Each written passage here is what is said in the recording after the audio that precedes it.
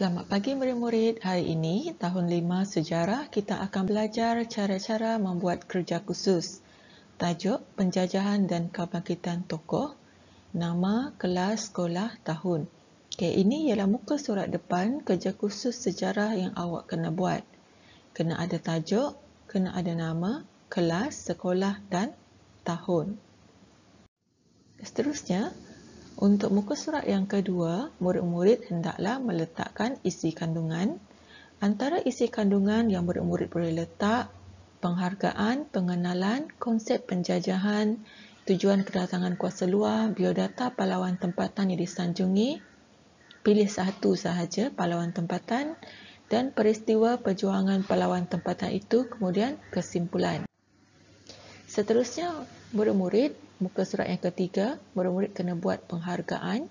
Ini adalah contoh penghargaan yang murid-murid boleh salin. Seterusnya, pengenalan, muka surat yang keempat. Okay, kita ceritakan sedikit tentang kenapa negara kita menjadi tarikan kepada penjajahan kuasa luar. Okay, murid-murid boleh salin nota cikgu di sini. Seterusnya, konsep penjajahan. Okey, apakah itu penjajahan? Kita boleh lihat dia terbahagi kepada 3. Murid-murid boleh salin di sini juga. Okey, nota ini untuk tajuk konsep penjajahan. Ia ialah melibatkan konsep imperialisme, konsep kolonialisme, konsep merkantilisme.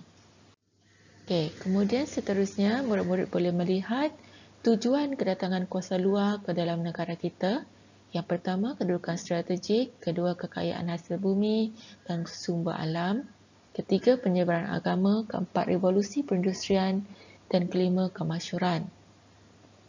Ini ialah antara tujuan yang murid-murid boleh salin dan masukkan dalam kerja khusus kamu. Dan seterusnya, ini ialah contoh senarai pahlawan tempatan. Murid-murid hanya pilih seorang sahaja. Okey. Contohnya, cikgu pilih Rentap.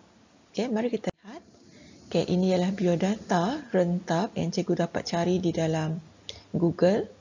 Okey, Rentap lahir di Nangas Kerang, Sarawak. Nama sebenar beliau ialah Libau Anak Ningkan. Dan beliau merupakan pahlawan Iban yang menentang penjajahan Johannesburg. Dan slogan beliau paling terkenal ialah Agik hidup, agik ngelaban, bermaksud masa hidup masih melawan.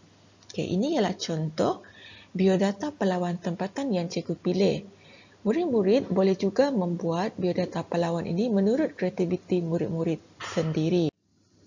Seterusnya, ini adalah peristiwa perjuangan Rentap ataupun pahlawan tempatan yang cikgu pilih tadi. Okay. Cikgu letakkan 3, murid boleh letakkan lebih daripada 3 juga dan boleh buat bentuk bagaimana untuk menerangkan peristiwa ini mengikut kreativiti murid masing-masing. Dan ini ialah kesimpulan. Murid-murid boleh menyalin kesimpulan yang cikgu dapat ini ataupun murid-murid boleh buat sendiri. Okey, jadi ini adalah sedikit sebanyak bagaimana cara kita membuat kerja kursus sejarah tahun 5. Selamat berjaya dan selamat mencuba kepada murid-murid sekalian.